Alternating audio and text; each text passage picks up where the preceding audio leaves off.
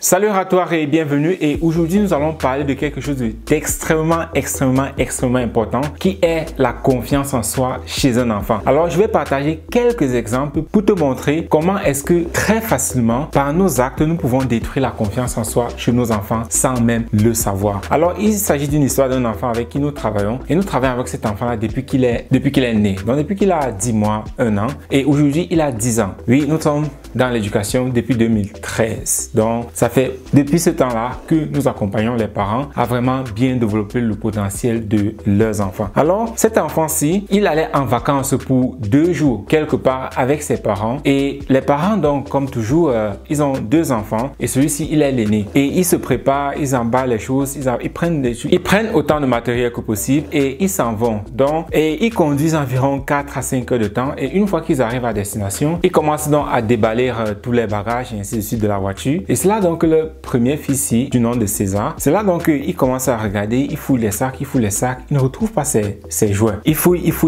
il ne retrouve pas ses jouets parce qu'il a une patte qu'il aime beaucoup s'amuser avec, et avec ces pattes là, il forme des figures. Et ce qui est intéressant, c'est que à 10 ans, il s'intéresse énormément à la mer, à tout ce qui vit dans la mer, donc tout cet écosystème de la mer, il s'intéresse énormément. Donc parfois il passe son temps juste avec cette patte là à juste faire des figures des animaux qui se trouvent dans la mer. Et alors c'est là qu'il cherche, il fouille, il ne voit pas sa patte, mais il se dit mais où est ma patte? Il ne retrouve pas. Et là, les parents disent mais c'est pas dans le sac. Ils viennent, ils regardent ensemble, ils se rendent compte qu'ils n'ont pas, que c'est pas là. Ils demandent mais où est-ce que c'était? Il dit mais c'était là sur la véranda. Mais pourquoi est-ce que vous les avez pas pris? C'est là qu'ils disent oh désolé, on pensait que c'était déjà dans le sac. Voilà pourquoi on n'a pas prêté attention. Et l'enfant, il s'est vraiment mis en colère parce que pour lui c'était mais comment? Peut-être je dois encore mieux expliquer cela. Pour un parent ordinaire, l'enfant, quand l'enfant se mettra en colère comme ça, il dirait tout simplement ah tu te fâches pourquoi? Il y a d'autres jouets, utilise d'autres choses et ainsi de suite. Mais comme ces parents, si nous travaillons avec eux et ils savent que quand l'enfant est dans un état émotionnel, c'est très important d'être auprès de l'enfant, l'écouter et comprendre vraiment ce qui se passe. C'est là donc qu'il commence à discuter avec l'enfant, et l'enfant est vraiment fâché. Il dit mais comment est-ce que vous n'avez pas pris mes jouets et ainsi de suite. Ils disent que non, on a juste oublié. Il dit non, vous n'avez pas oublié, ça c'est pas gentil et ainsi de suite. Il commence vraiment à se fâcher et les parents disent ok c'est bien, ça va,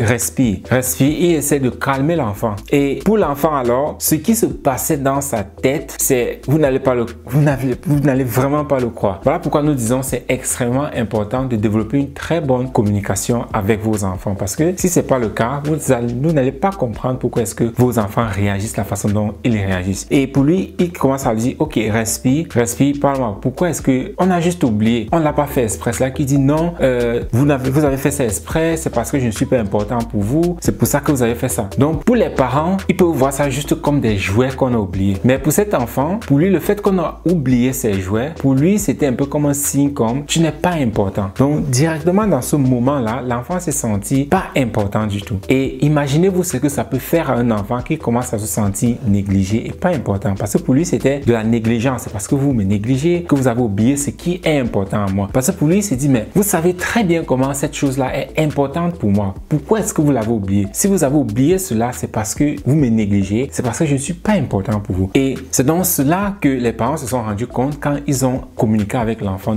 et qu'il explique-nous pourquoi est-ce que tu te sens comme ça et ainsi de suite. C'est là donc qu'il leur explique ce qu'il ressent à l'intérieur de lui. Pour lui, son ressenti c'était que ah mes parents me négligent, mais je ne suis pas important pour eux. Pourtant c'est pas ça, le parent a juste oublié. Mais pour l'enfant c'est que vous me négligez. Et discuter avec l'enfant et comprendre alors ça comme ça, expliquer à l'enfant que non, nous ne t'avons pas négligé, on a juste oublié, ça peut arriver. C'est très important parce que imaginez-vous un instant qu'ils n'ont pas demandé et essayez de comprendre un peu plus en profondeur pourquoi l'enfant réagit de la sorte. Alors ils négligent cela, et pour l'enfant ce sera que ah je ne suis pas important pour mes parents, ils me négligent. Et si les choses comme ça se répètent alors plusieurs fois dans la vie, alors votre enfant va énormément perdre sa confiance en soi et énormément perdre confiance en vous, parce que pour lui c'est que vous lui négligez, pourtant pour vous c'était juste un oubli. Donc voilà pourquoi c'est extrêmement important de, quel qu'en soit ce qui se passe, toujours essayer de comprendre pourquoi est-ce que votre enfant réagit, la façon dont il est en train de réagir, mais plus important encore, toujours lui expliquer les choses. C'est là donc qu'on lui explique que non, nous avons vraiment oublié, c'est pas qu'on te néglige, nous t'apprécions énormément. Et c'est là que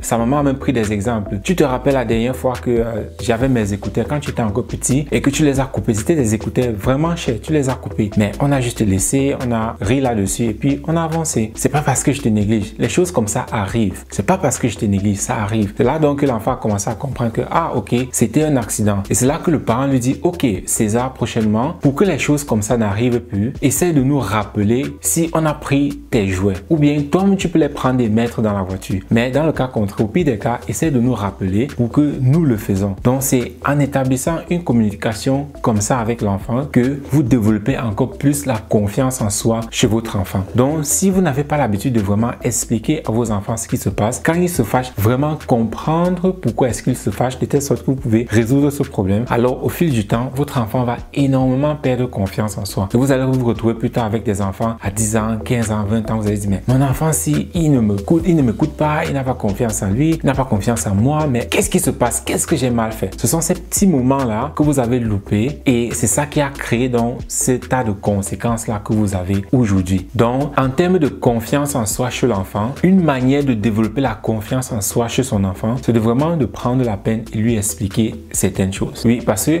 c'est très facile pour nous d'interpréter les choses comme nous le voulons. Vous-même, en tant qu'adulte, combien de fois est-ce que quelqu'un vous a dit quelque chose ou bien quelque chose s'est passé et puis vous vous êtes fâché et c'est quand vous allez voir la personne, vous demandez que mais pourquoi tu as fait ça? C'est là que quand la personne vous explique pourquoi est-ce qu'elle a fait ça, vous vous dites ah ok, je suis désolé, je n'aurais pas dû réagir comme ça. Parce que vous interprétez les choses d'une autre manière. Et les enfants aussi, c'est pareil. Eux, ils interprètent les choses d'une autre manière. Voilà pourquoi, quand il y a un désaccord comme ça, essayez de comprendre comment est-ce qu'ils sont en train de voir les choses. Essayez de comprendre comment est-ce qu'ils sont en train de juger les choses. Parce qu'une fois que vous comprenez comment ils jugent et voient les choses, là, vous pouvez corriger cela, vous pouvez rectifier cela. Et ça aussi, c'est très important de développer de façon efficace le vocabulaire de l'enfant, de telle sorte que votre enfant puisse communiquer avec vous. Parce que si votre enfant n'a pas confiance en vous, si votre enfant ne sait pas bien communiquer, n'a pas suffisamment de mots pour pouvoir s'exprimer, alors ce sera extrêmement aussi difficile. Voilà pourquoi nous disons toujours, rejoignez notre programme pour développer de façon effective le vocabulaire de vos enfants parce que cela va les aider non seulement dans la communication avec vous, mais dans la communication avec le monde entier. Parce que mieux vous êtes clair dans votre communication, plus vos enfants auront confiance en eux. Donc si